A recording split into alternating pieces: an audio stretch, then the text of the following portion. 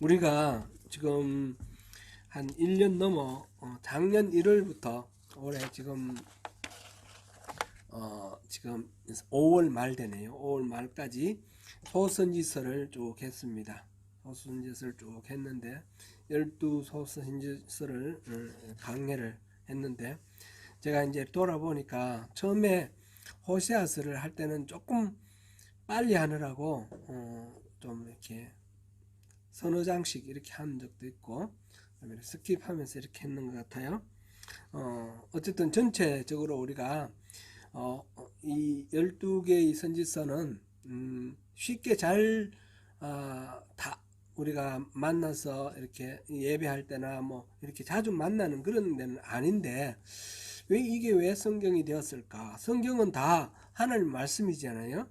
그럼 이건 우리에게 어떤 의미가 있을까? 그것을 우리가 한 1년 동안 살펴보았습니다. 살펴보았는데 전체적인 주제라 그럴까요? 주제는 하나님과 우리와의 이 언약을 회복하는 것이 우리가 살 길이다. 그 내용입니다. 그 내용이고 그렇게 되면 하나님이 성전에 임하셔서 우리를 통치하신다. 근데 그 우리를 통치하실, 성전에서 우리를 통치하실 그 하나님이 곧 오실 것이다. 메시아로 예수님의 탄생에 대해서 그렇게 기록해 놓은 것이 소선지서 전체의 줄거리다. 이렇게 우리가 이야기할 수 있습니다. 이제 말라기가 끝나면서 제가 처음 시작할 때 12개의 소선지서는 카이에즘이라 그래서 맨 앞과 맨 뒤가 이렇게 짝을 이루면서 이렇게 서로 A, B, C, D, E 그러면 다시 D 다시 D 다시 C 다시 B 다시 A 다시 이래가지고 A와 A 다시가 짝을 이루고 이런 식으로 되어 있다고 말씀을 드렸습니다. 그런데 우리 전체 다를 돌아볼 수는 없고 이제 소선지서 다 끝났는데 결론적으로 A와 A 다시의 이 결론을 한번 이렇게 맞춰보면서 소선지서 전체를 한번 복귀하면 좋을 것 같다 그런 생각이 들었습니다. 지금 말라기에서 지난주에 우리가 마지막으로 다룬 말씀이 뭡니까? 여호와의 율법을 항상 묵상하라는 그런 말씀입니다. 그거는 결국은 하나님의 언약 안에서 하나님의 언약 그 안에서 우리가 매일매일 살아가야 한다 그런 내용이었습니다. 그래서 말라기가 전체적으로 이렇게 말하고자 하는 그 말라기서 예언서의 그 주제는 하나님과의 언약을 회복하자라는 거예요. 언약을 회복하자. 우리가 말라기 하면 11조 생각나는데 11조도 하나님과의 언약을 회복하는 중에 하나가 들어있는 것이지 전체는 또 이게 하나님과의 언약 이게 계속 강조되어 나왔습니다. 레위의 언약도 있고요. 조강지처를 버리는 것 그거는 하나님과의 언약이 깨어진 거다. 그런 내용도 있었고요. 이 언약에 대한 이야기가 나왔는데요. 과연 호세아서도 그런가? 한번 우리가 점검해 볼 필요가 있겠죠. 호세아서 오늘 우리 본문부터 이렇게 다시 한번 살짝 살펴보면요. 호세아서 14장에서 호세아를 마치면서 호세아 선지자가 이스라엘 백성들에게 호소를 합니다. 호소하는 내용이 1, 2, 3절인데 그 내용이 뭡니까? 하나님 여호와께로 돌아오라 이겁니다. 하나님 여호와께로 돌아오라. 우리가 불의함 때문에 엎드러졌다. 우리가 망했는데 아직 망하기는 전입니다. 근데 우리가 지금 위기에 도달되어 있는데 불의함 때문에 의롭지 못함 때문에 이렇게 됐다. 우리가 여호와께 돌아오면 모든 것들이 회복된다. 그런 내용이죠. 그래서 하나님께로 돌아와서 지금 2절에 보니까 불의를 제거하시고 선한 바를 받아주세요. 우리에게 있는 불의는 제거하시고 선한 것을 받아주세요. 우리가 수송아지를 대신하여 입술의 열매를 주게 되리이다. 수송아지는 이건 이제 제도화되고 형식화된 의례로서 하나님을 만나는 방법. 성전에서 짐승 잡아 제사 바치는 그거를 말했어요. 그죠? 이 호세아서는 끊임없이 그거를 강조를 했습니다. 그 가장 핵심적인 구절이 호세아서 6장 6절이죠. 6장 6절 우리 한번 보면서 넘어가죠. 6장 6절 나는 인애를 원하고 제사를 원하지 아니하며 번제보다 하나님을 아는 것을 원하노라. 그러니까 제사 지내는 거, 번제 지내는 거 다 하나님이 만들어 주신 그런 제도인데, 제사 방법인데, 근데 그걸 원하지 않고 인애를 원하고 하나님을 아는 것을 원한다. 이 말은 그 제사가 인애가 없고 하나님을 아는 것 없으면 이 제사는 헛거다, 그런 말이에요.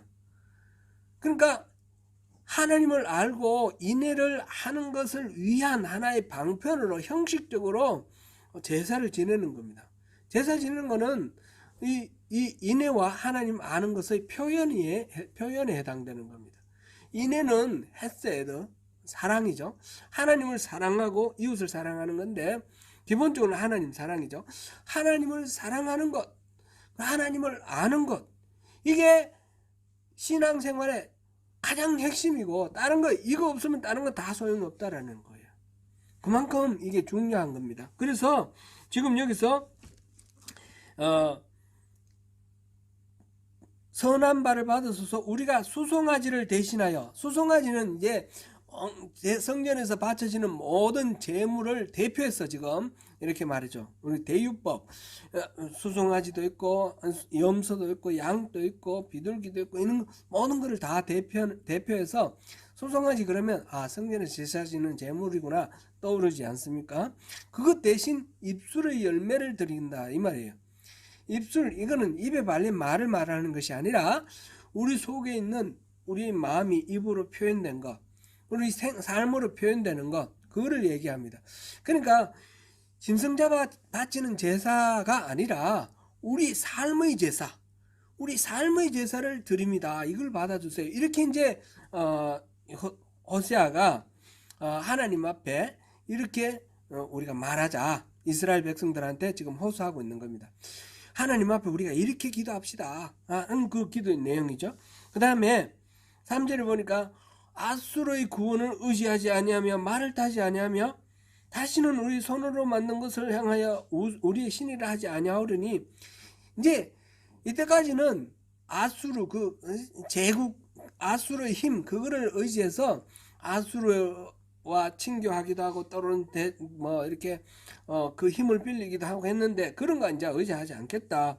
말을 타지 않겠다. 이건 무력에 의지 않겠다 이 말이죠. 그 다음에 손으로 만든 많은 우상들, 그걸 다시는 이제 우상을 섬기지 않겠다. 그렇게 기도를 할 거다는 거죠. 그렇게 기도를 하자라는 거죠. 예, 이는 고아가 주로 말미암아 긍휼을 얻음이니이다.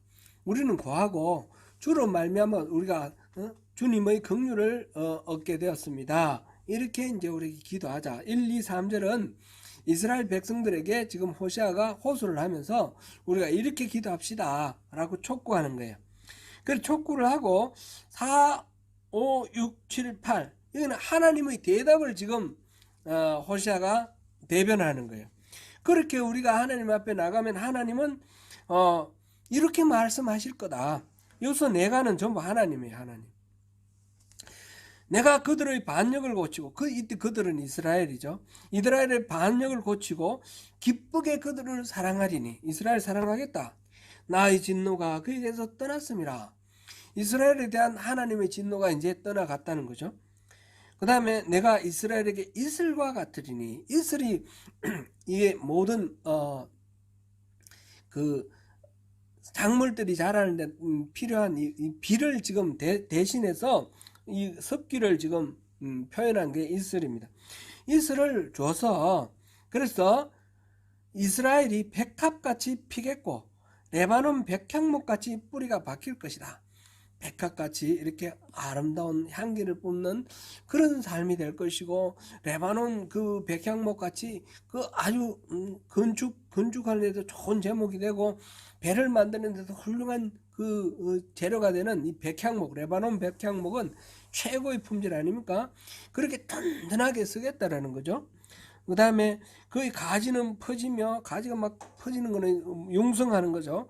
거의 아름다움은 감람나무와 같고, 감람나무는 올리브입니다. 이게 향기로운 올리브 향, 그런 올리브 기름 같은 그런 역할을 하고, 그 향기는 레바논의 백향목 같으니라. 그 그늘 아래 거주하는 자가 돌아올지라. 그 그늘 아래, 이런 백향목 자라고 있는데 그 그늘 아래 거주하는 자들 이렇게 돌아올 것이다. 이 산이 헐벗고 이렇게 메마르고 광야가 돼버리면 거기에 먹을 것이 없으니까 짐승도 안 살고 사람도 안 살죠. 근데 거기에 다시 나무가 자라고 풀이 자라고 이 숲이 우거지고 그러면 거기서 짐승들도 있고, 그러니까 그것을 먹고 또 사는 사람들도 생기고, 그렇게 이제 이 백향목이 자라는 그 그늘 아래 사람들이 모이고 마을이 형성되고 문명이 발달되고 이렇게 되는 거예요. 다시 이스라엘이 회복될 거다라는 거죠. 그런 식으로 될 것이다. 그래서 거주하는 자들 돌아올 텐데 그들에게는 그들은 곡식같이 풍성할 거다. 포도나무같이 꽃이 필 거다.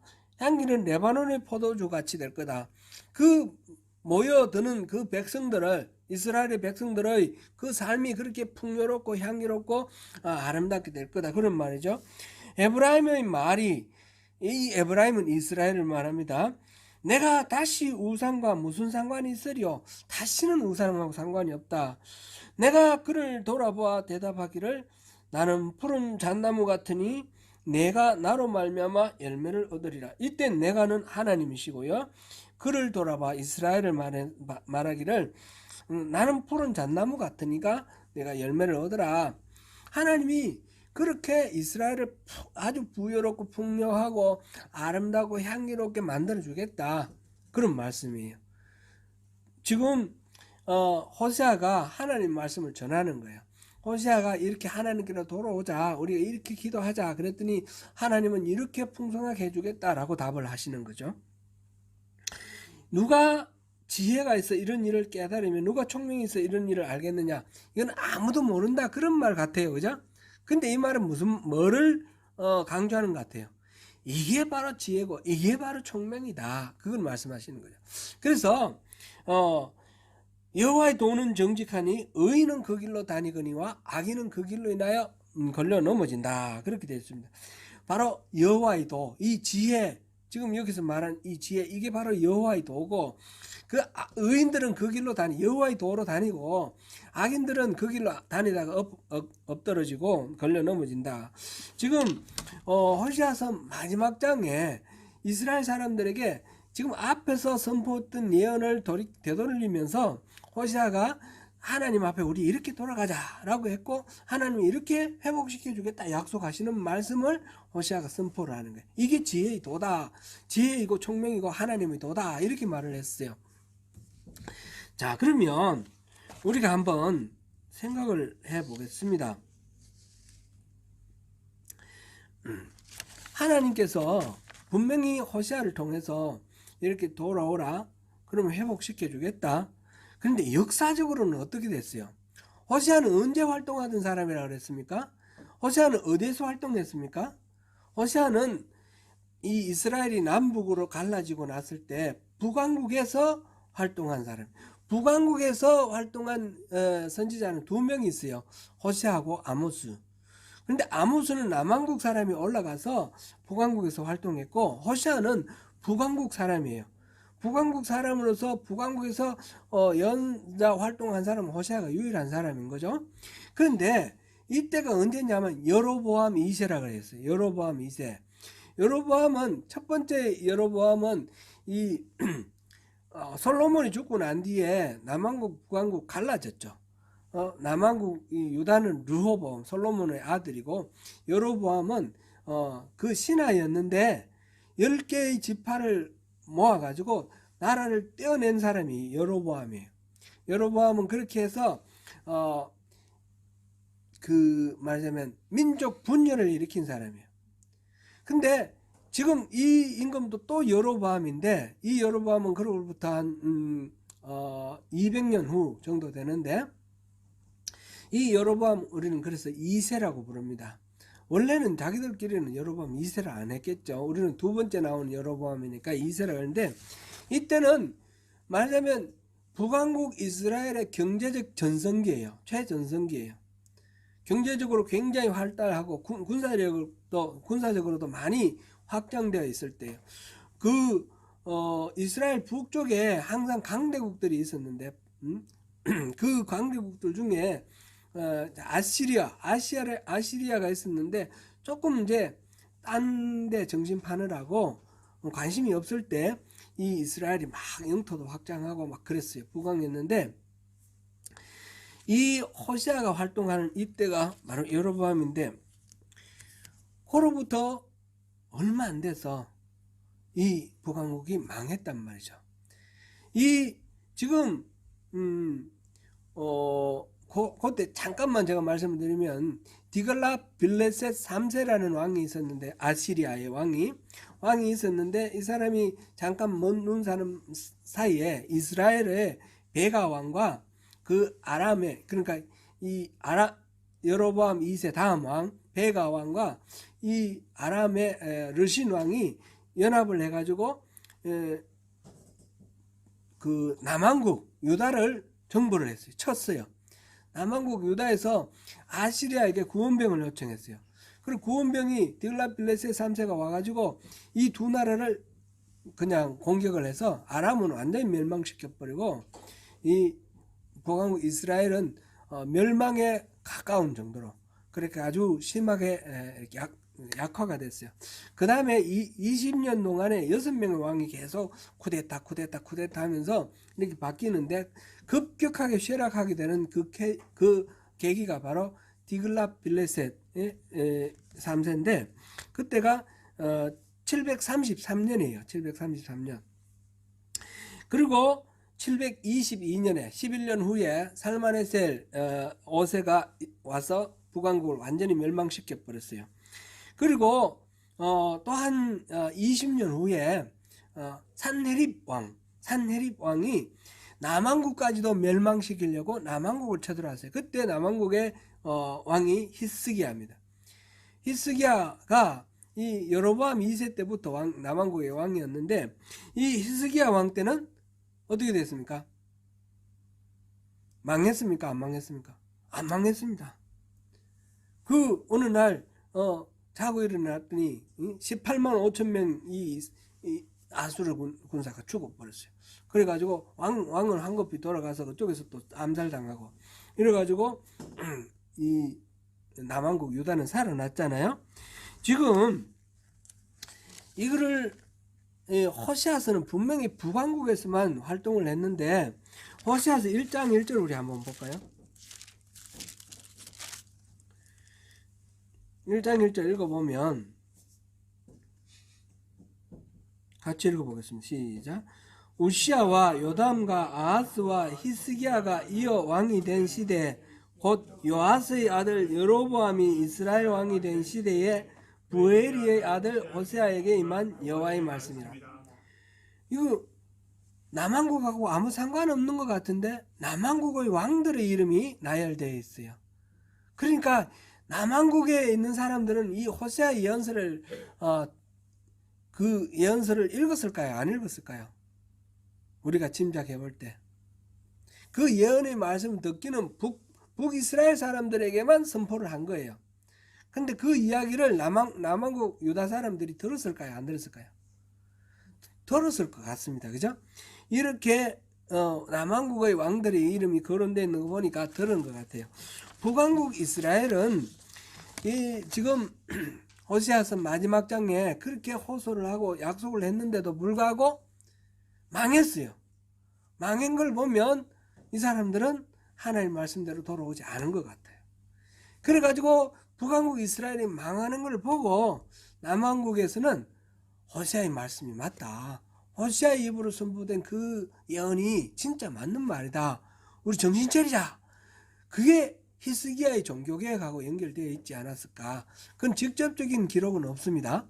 근데 이 시대적으로 이렇게 봤을 때는 틀림없이 그 영향이 있었다 생각되고, 히스기야는 하나님 말씀 앞에 이 호세아 선지자가 선포한 대로 하나님께로 돌아가고, 그렇게 종교를 회복하고, 이렇게 해서 하나님과의 관계가 회복되면서 그런 것들이 위기가 넘어가게 되었다라는 것을 우리가 짐작할 수 있게 됩니다. 그러면 이제 이 호시아서 전체의 내용을 다시 한번 이렇게 살펴볼 필요가 있습니다. 도대체 호시아는 하나님의 어떤 말씀을 선포를 했고, 이스라엘 사람은 어떤 말씀을 안 들었는가? 남왕국 유다는 어떤 말씀을 들었던가? 이 메시지, 호세아서의 메시지의 핵심은 뭐였던가? 그거를 우리가 한번 볼 필요가 있겠죠? 결론은 제가 맨 처음부터 말씀드렸습니다. 결론은 언약의 회복이에요. 언약의 회복인데, 그 언약이라는 것을 어떤 식으로 지금 호시아가 이야기를 했느냐, 그걸 보니까 호시아서는 우리가 호시아하면 떠오르는 이야기가 있죠. 무슨 이야기가 있습니까? 고멜과 결혼한 이야기가 있습니다. 그죠? 1장부터 3장까지 이야기는 이 호시아 전체 이야기를 다 담은 하나의 이야기입니다. 그러니까 호시아 선지자는 말로 하나님의 말씀을 선포하기 이전에 하나님께서 너 이렇게 하라 해서 삶으로 그 선포를 한 거예요. 하나님이 엄란한 여인에게 장가가라 그래가지고 고멜이라는 사람한테 장가를 갔습니다. 장가를 가서 아이를 3명 낳았습니다. 아들, 딸, 아들 이렇게 3명을 낳았는데, 첫째 아들은 이스라엘이라, 둘째 딸은 로루하마라 하라, 셋째 아들은 로암미라 하라, 이렇게 됐어요. 이스라엘이라는 거는 우리 아시는 대로 이스라엘의 한 지명입니다. 지명인데, 저 북쪽에 지금 보면 갈릴리 호수가 있고, 갈릴리 호수에서 이 요단강이 쭉 내려오죠. 그 다음에 사해까지. 그리고 요단강 이렇게 내려오는 중간에 보면 서쪽에서 기손강이 이렇게 쭉 흐르고, 기손강을 중심으로 해서 이렇게 화살촉처럼 생긴 그런 평지가 있어요. 평지. 그 평지가 이스라엘입니다. 이스라엘. 그 평지가 아주 넓은 평원입니다. 그게 말하자면 이스라엘의 곡창지입니다. 온갖 곡물들이 거기서 생산되는데, 근데 이스라엘이라는 말의 원어의 의미는 씨를 흩뜨려 뿌리다, 그런 뜻입니다. 그런데 지금 첫째 아들을 이스라엘이라 하라, 이거는 흩어버린다라는 의미를 지금 강조하고 있어요. 둘째 딸 로루하마라, 이 말은 긍휼을 베풀지 않겠다. 로라는 말은 낫이라는 뜻입니다. 아니라는 뜻입니다. 그럼 긍휼을 베풀지 않겠다. 그 다음에 로암미, 이거는 내 백성이 아니다. 애기를 낳으라 그랬고 나 애기 이름을 그런 식으로 지어주는 거예요. 헛떡버리겠다. 그 다음에 긍휼을 베풀지 않겠다.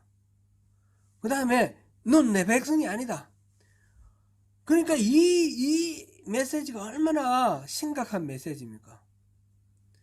그런데 그나마 그 아내가 도망을 가버렸어요. 다른 남자, 사실 애들도 아빠가 누군지 잘 모르는 그런 부모가 불확실한 아이들인데, 근데 그나마 집에 있다가 나가버렸어요. 나갔는데 뭐 잘 살고 이런 것도 아니에요. 그냥 노예 같은 상태가 돼 있어요. 근데 하나님께서 그 고멜을 찾아가서 다시 데려오라, 그렇게 하시면서 하나님이 막 약속을 주시는 거예요. 내가 너희와 결혼한다. 지금 호시아 선지자가 그 음란한 여자하고 결혼하는 것과 마찬가지로, 내가 거룩한 하나님이신 하나님 여호와가 바로 이 죄 많은 이스라엘 백성, 이 우상을 숭배하는 음란한 이 이스라엘 백성들과 결혼하겠다라는 거예요. 결혼. 그거를 호세아의 선지자의 결혼을 통해서 지금 비유로 말씀을 해 주신 거예요. 그러면서 내가 이 이스라엘의 영광을 주겠다 하셔요. 그거는 뭐냐면 씨를 뿌려서 흩어뜨린다 그랬는데 앞에는 그런 흩어버린다에 강조가 되어 있고 뒤에는 씨를 뿌리면 싹이 나서 생명이 잉태하잖아요. 생명으로 영광을 받겠다 그렇게 말씀하시고 그 다음에 루하마 그거는 긍휼을 베풀지 않겠다 그런 뜻 아닙니까? 그런데 하나님이 내가 너희들에게 긍휼을 베풀겠다 그렇게 말씀하셔요. 약속하셔요. 그리고는 또 암미 너는 내 백성이 아니다 그랬잖아요. 그랬는데 내가 너희가 내 백성이 될 거다 이런 식으로 이제 축복을 해주시는 거예요. 이 이름하고 정 반대되는 이름을 회복시켜 주시는 그런 약속을 해주시고 그러면서 호세아한테 그 여인을 데리고 오라. 갔더니 노예가 되어 있어요. 그래서 노예에 해당되는 값을 줍니다. 그러니까 은 15과 반 호멜 한 호멜 반 곡물을 줬다 그랬는데 이게 이제 30세겔입니다. 30세겔. 30세겔은 노예 한 사람의 몸값입니다. 그러니까 그 도망간 그 음란한 여인 자기 마누라 그 바람나서 도망간 그 여인을 위해서 다시 몸값을 지불하고 사와서 자기 아내로 삼는 거예요. 그러면서 하나님께서 바로 내가 그렇다는 거죠. 너희들이 우상 숭배하고 막 그렇지만 내가 너희를 사와서 내 아내로 삼겠다. 내 백성으로 삼겠다. 이제 1장부터 3장까지는 그렇게 삶을 통해서 호세아가 하나님이 얼마나 이스라엘을 사랑하시는지 그걸 보여주신 거예요.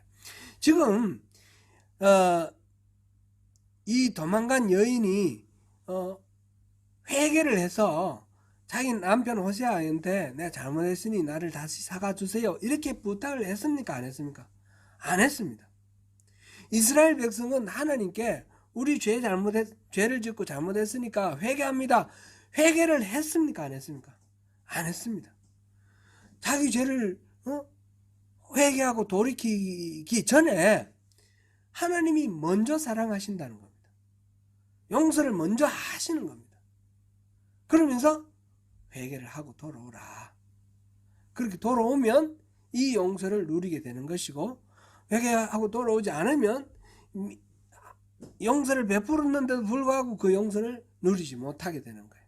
그러면서 회개할 제목들을 8가지를 쫙 얘기하는 것이 4장부터 13장까지 이야기입니다. 거기 보면 4장 1절부터 19절 4장은 하나님을 아는 지식이 없는 게 가장 큰 죄라 그렇게 말합니다. 이거를 회개하라는 거예요. 하나님을 아는 지식이 없어서 우리가 망했다 그렇게 하면서 쭉 이야기를 하고 있고 그 다음에 5장 1절부터 6.3절까지는 하나님을 아는 지식이 없으면 하나님을 모르면 인간은 어떻게 되냐면 교만해집니다. 다 지가 잘난 줄 알고 자기가 능력 있는 줄 알고 그리고 교만해지죠. 인간이 교만해지면 어떻게 됩니까? 교만해지면 자기 마음대로입니다. 그럼 다른 사람들한테 난폭하고 포악하고 다른 사람들에게 피해를 입힙니다. 이게 인애가 없는 겁니다. 인애가 없는 게 이제 6장 4절부터 7장 7절까지 요거는 이제 교만해가지고 인애가 없는 그런 상태고요. 그 다음에 7장 8절부터 8장 14절까지는 이게 가치관이 막 혼동되어 있는 겁니다. 기준이 없으니까 하나님을 아는 지식이 없으니까 가치관이 혼동돼가지고 우상도 숭배하고 뭐든지 자기가 옳다고 생각하는 말하자면 자기가 머리가 좋아서 공부 잘해가지고 출세해가지고 떵떵거리고 사니까 자기가 잘났다 이렇게 생각하고 아니면 자기가 뭐 건강하고 육체가 강해서 운동을 한다든지 이래서 막 야구 선수로 프로 야구 선수 되고 돈 많이 벌고 떵떵거리고 잘 사니까 이거 내가 잘난 거지. 아니면 뭐 이게 목소리가 아주 좋은 목소리가 있는데 노래를 콩쿠르 하고 이런 데 나가 입상도 하고 그 다음에 막 콘서트 하고 사람들 많이 모여서 돈 많이 벌어가지고 내가 이렇게 잘 살지. 이제 이렇게 아주 특출한 사람뿐만 아니라 뭐 수완이 있어서 장사 잘하는 사람도 있고 여러 가지 있는데 모두 다 자기가 잘난 줄 알아요. 그래서 그것들을 그 자기에게 있는 장점들을 다 우상처럼 섬기는 거예요. 그런데 그건 누가 주셨어요? 다 하나님이 주신 거예요. 지금 이 호세아를 피해서 도망간 그 고멜이 왜 도망갔냐 하면 그 남자가 자기에게 맛있는 것도 사주고 옷도 사주고 그러니까 그 남자를 따라간 거예요. 근데 실제로는 이 호세아가 모든 것들을 이렇게 제공해줘서 그 남자한테 또 매력 있는 여인처럼 보이게 해준 거예요, 이미. 그거를 다 모르고 그냥 다른 남자만 쫓아다니다가 노예가 된 거예요. 이스라엘이 막 그런 식으로 자기들의 공로인 줄 알고 하다가 하나님을 잃어버리고 가치관이 전도돼가 있단 말이죠. 그래서 이런 것들을 말했고요. 그러다 보니까 부패해지고, 부패한 게 9장 1절부터 17절. 그 다음에 10장 1절부터 15절 사이에는 두 가지 죄를 얘기를 했는데, 두 가지 죄는 기브아의 죄 이렇게 나와 있어요. 기브아라는 것은 사사기 19, 20, 21장에 나오는 이야기와 관련이 있습니다. 사사기 19, 20, 21장에 보면 한 레위인이 첩이 있었는데, 레위인이 첩이 있는 것조차 말이 안 되는 거예요, 사실은. 근데 레위인이 첩이 있는데 이 첩이 또 바람이 나고 도망갔어요. 그래서 이 레위인이 아내를 찾아러 갔어요.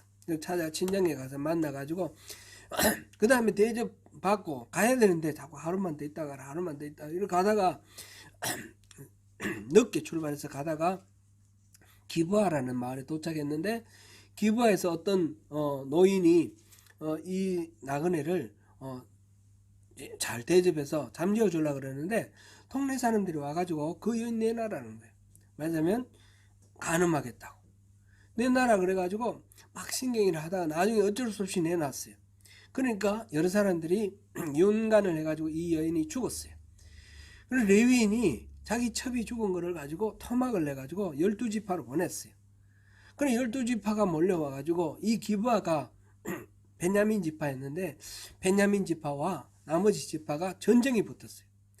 전쟁이 붙어가지고 베냐민 지파를 다 죽여버렸어요. 남자들 다 죽여버리니까 나중에 500명밖에 안 남았는데, 그래서 베냐민 지파에 있는 여자들은 시집도 못 가는 거예요. 뭐 이런 얘기들 나오고 이 기브아의 이 죄는 말하자면 이 저마다 자기 속에는 옳은 대로 행하는 그 사사기의 그 암흑기의 가장 극심한 어떤 그 죄의 참상 타락의 모습이에요. 하나님이 기준이 없으니까 멋대로 자기 좋은 대로 행하는 거예요. 그러다 보니까 뭡니까? 이 나그네를 대접해야 되는데 나그네의 그 첩을 연관을 한다든지, 그렇다고 해서 또 온 지파들이 그 레위인이 또 이 아내를 토막낸다든지, 토막내고 그 소식 듣고 또 온 지파들이 와서 한 지파를 완전히 멸종시켜 버린다든지, 모든 것들이 보면 너무너무 잔인하지 않습니까? 긍휼이 없어요. 긍휼이 인간의 기본적인 양심이 없어요. 이 하나님이 없다는 거하고 그 다음에 인애가 없다는 거, 이거 두 가지 죄인 거예요. 기브아의 예를 통해서. 이래서 정의와 인애가 없다, 하나님 없이 사는 이 죄, 이거를 지금 10장 1절에서 15절에서 여러 가지 방법으로 이제 얘기를 했고요. 그럼 11장에 가면 그런 어떤 상황 속에서 인간적으로 자기 나름대로 궁리를 하고 하는 모든 인간적인 계책, 그게 얼마나 문제인가. 그 다음에 13장 1절부터 16절 가면 우상숭배에 대해서 나와 있습니다. 앞에서도 세속과 혼합되는 가치관이 막 전도되어 있는 이 상황에서는 우상숭배가 얘기가 됐는데, 이 우상숭배를 다시 한번 이렇게 정리를 했습니다. 이 모든 죄가 지금 호세아서 4장부터는 13장까지 이스라엘의 죄들, 이걸 돌이키라 말을 했는데, 그 모든 죄의 핵심은 뭡니까? 근본적인 것은 하나님을 아는 지식이 없기 때문에 이런 문제가 생겼다는 거예요. 이게 지금 호세아서를 통해서 하나님이 말씀을 하신 겁니다. 이 말씀, 그리고 회개하면 용서해 준다가 아니라 내가 정말 내가 너희들 사랑하니까 그냥 용서할게. 그 대신 그렇게 살면 안 된다. 돌이켜 그랬는데 북왕국은 안 돌이켜서 망한 거예요. 남왕국은 히스기야 때 그나마 돌이켜서 안 망했는데 나중에 또 망했죠. 지금 호세아서부터 말라기까지 한 300년 정도 차이가 나요. 300년 정도 차이 나는데 내용은 같은 내용이 반복되는 거예요. 이스라엘 사람들이 돌이키지 않으니까 하나님과 이 관계, 하나님을 바로 알고 하나님이 얼마나 사랑하시는지를 알고 그 하나님의 그 백성답게 그 관계, 의로운 관계 속에 그렇게 살아야지 이스라엘이 되는데, 그렇지 않고 자기 나름대로 살고 막 하나님을 불신하고 이렇게 하니까 이게 계속해서 악순환이 되는 거예요. 악순환이. 나라가 멸망하고. 그리고 포로로 끌려갔다가 다시 돌아왔는데, 돌아와가지고도 저 성전 건축하고 막 새롭게 하려고 그러다가 상황을, 환경을 보니까 그 하나님이 우리가 원하는 대로 안 해주시네. 그래가지고 하나님을 또 배반하는 거예요. 하나님은 우리의 종입니까? 주인입니까? 주인이잖아요. 그런데 하나님이 왜 지금 이렇게 하시는가? 하나님의 뜻을 알아야 되는데, 하나님 뜻을 알기보다도 내 원하는 대로 안 해주니까 하나님한테 실망하고 하나님을 버려버리는 거예요. 하는, 그러면 말로는 주님 하고 이제 제사는 짐승 잡아 제사는 지내는데 마음속으로는 하나님을 버렸어요. 그러니까 하나님께 의지하는 게 없습니다. 내가 이렇게 기도하고 이렇게 하나님 말씀 따라야지가 아니라 그냥 제사는 지내지. 제사 안 지내다가 벼락 맞을까 두려움은 있으니까. 그러니까 이제 기본 일본 말로 우리 나가리라는 걸 말, 기본 나가리 난다 그렇게 했는데 표현이 좀 저속한 거라서, 하여튼 내가 할 만큼은 한다 이러면서 하나님께 제사는 지내는데 마음속으로 하나님을 주인으로 모시고 그 말씀을 따르는 마음은 없다는 거죠. 그게 말라기의 결론이 그거 아닙니까? 그러니까 우리가 그 하나님의 율례를 마음속에 지니고 그 율례로 돌아가자. 율례를 지키자. 율례를 지키자는 것은 율법주의처럼 법조문을 지키자는 뜻이 아니라고 그랬죠. 하나님과의 관계로 회복되고 하나님이 진정으로 원하시는 게 뭔가 알고 그 삶으로 들어가자라는 것이 바로 말라기의 이야기입니다. 호세아에서부터 말라기까지 지금 시대가 300년이 흘렀고 그 사이에 나라가 망하고 또 포로를 끌려갔고 다시 귀환하고 이런 우여곡절이 있었음에도 불구하고 이 하나님이 이스라엘 그 선지자들 통해서 주시는 말씀을 보면 이스라엘 사람은 여전히 하나님께로 안 돌아가 있는 거예요. 그로부터 지금 2400년이 지난 오늘날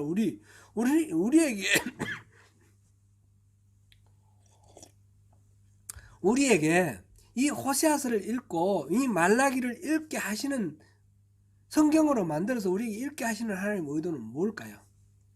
우리도 마찬가지라는 겁니다. 우리도 지금 우리가 하나님께로 돌아가면, 하나님과의 관계가 회복되면 이런 모든 하나님의 약속이 우리에게 이루어지는데, 하나님 먼저 용서하셨어요. 우리가 회개하면 용서해 주길 게 아니라 먼저 용서하셨어요. 예수님이 십자가 지신 거는 벌써 2000년 전에 십자가 지셨어요. 우리가 지금 잘하면 예수님이 십자가 져주시는 게 아니에요. 이미 2000년 전에 십자가 지셨어요. 그러니까 우리가 그 십자가 은혜를 우리 삶 속에서 누리며 살면 되는 거예요.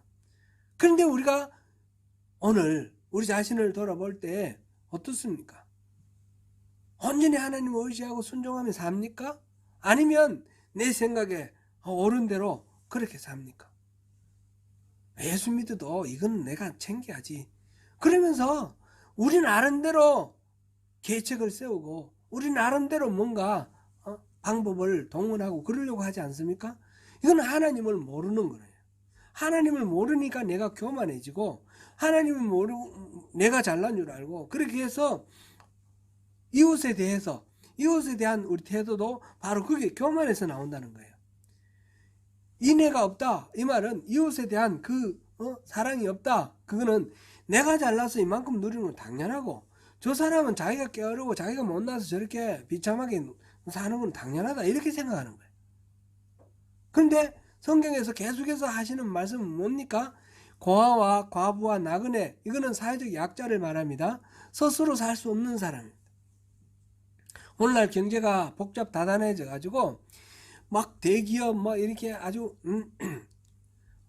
기술 많고 이런 사람들은 돈으로 돈 먹기 해가지고 투자하고 이런 사람들은 잘 살고, 다른 사람들은 열심히 일해도 먹고 살기 어려운 게 이 빈부의 격차가 점점 커져갑니다. 세계 전체의 부의 뭐 50% 이상은 상류의 1%가 다 차지하고 있다고 합니다. 이거는 앞으로 갈수록 더해질 겁니다. 근데 이게 마땅하고 당연한 게 아니라는 겁니다. 실제로 우리 미래 경제에 대해서 또 경제학자들이 얘기하는 바도 그렇습니다. 이런 식으로 가면 다 망간다는 겁니다. 가난한 사람들이 있어야, 일반 보통 사람들이 있어야 소비도 해줄 거고, 그죠? 생산도 해줄 텐데, 모두들 다 죽어버리고 부자들만 살면 살 수 있을 것 같아요? 다 죽는 거예요. 함께 공멸하는 겁니다. 같이 살아야 되는 겁니다. 같이 살기 위해서는 어떻게 해야 되는가? 그것은 성경적인 원리로 돌아가면 됩니다. 자기 스스로 살아갈 능력이 없는 사람들에 대해서는 공동체가 책임져 주면 되는 겁니다. 같이 살 수 있게. 이 부분 너무 또 많이 깊이 들어가면 경제적인 얘기하면 또 골치 아프니까 그 정도로 하고요. 이제 우리가 이제 결론을, 이 12소선지서의 전체적인 결론을 우리가 한번 살펴보기 위해서 이렇게 호세아서를 짧게 간략하게 우리가 복기를 했습니다. 그 핵심적인 내용은 하나님과의 관계가 깨어져 있기 때문에 깨어진 관계를 돌이키는, 하나님께로 돌아가는 것. 하나님께 돌아가는 것은 여호와를 아는 겁니다. 여호와를 사랑하는 겁니다. 인애와 정의, 그 다음에 여호와를 아는 것, 이게 이제 세 가지가 이 호세아서에서 계속 교차적으로 강조되는 부분인데, 그거 하나님을 알고 사랑하는 것, 이게 신앙의 본질로 돌아가는 겁니다. 그렇게 할 때에 이 관계가, 계약이, 언약이 온전하게 회복될 때에 하나님의 통치가 일어나고, 그러면 하나님이 예비하신 그 분복을 다 누리게 된다는 겁니다. 그 관계가 깨어진 상태에서는 아무리 애를 쓰고 해도 그 얼른 봤을 때는 부강하는 것 같고 잘 되는 것 같으나 결국은 다 망한다는 거죠. 이스라엘이 망하고 유다가 망했듯이 오늘 우리가 그 하나님의 그 마음을 알아서 하나님의 마음으로 하나님의 그 뜻을 품고 살아가자는 거죠. 그래서 여호와를 아는 것이 지혜의 근본이다라는 말씀이 바로 잠언에 나오는 말씀이 바로 여기에도 해당되는 겁니다. 여호와를 아는 지식이 없어서 망하는 겁니다. 오늘 이제 소선지서는 오늘 이제 마무리하겠습니다. 다음번에는 다른 거로 가고요. 다음 주는 우리 수요일 날 수요 예배는 따로 안 드리겠습니다.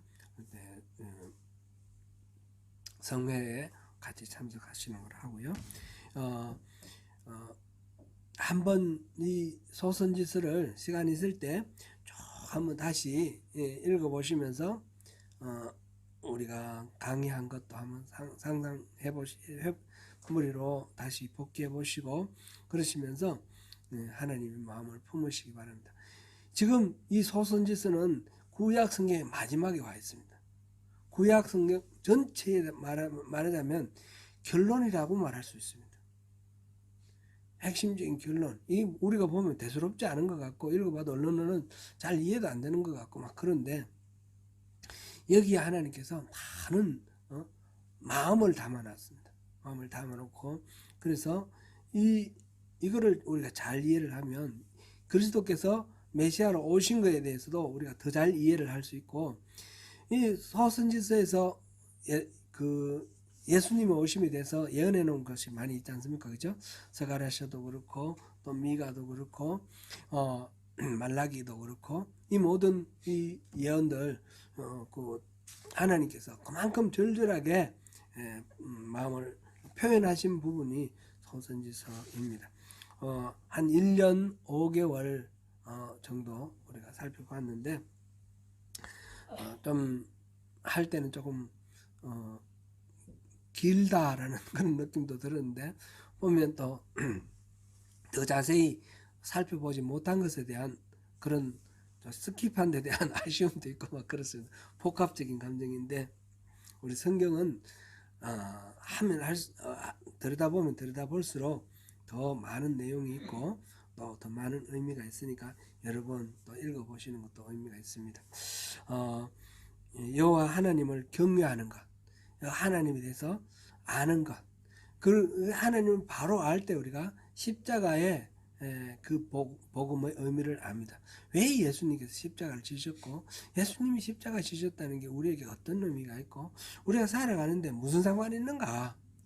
내가 힘들고 어려울 때 예수님 십자가와 이 내 삶과 무슨 상관이 있는가? 한번 생각해 보십시오.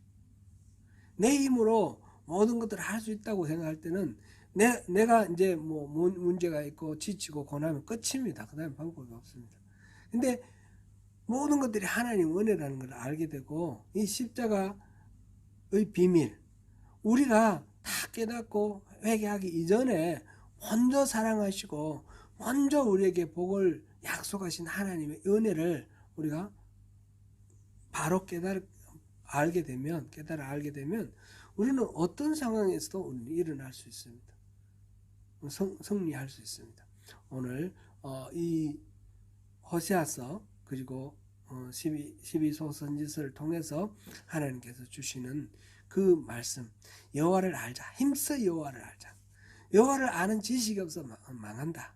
이거를 우리가 기억하시면서 하나님을 깊이 아시고 주님 은혜 안에서 우리를 상상할 수 없는 그 사랑으로 그 독생자를 아끼지 아니하시고 우리에게 먼저 우리가 알기도 전에 먼저 사랑하시고 우리를 택하셔서 자녀 삼아주신 그 하나님의 놀라우신 은혜를 우리가 깨닫고 누리면서 그 삶 속에서 모두 다 모든 일들을 승리하면서 나아가시는 저와 여러분 되시기를 축원합니다.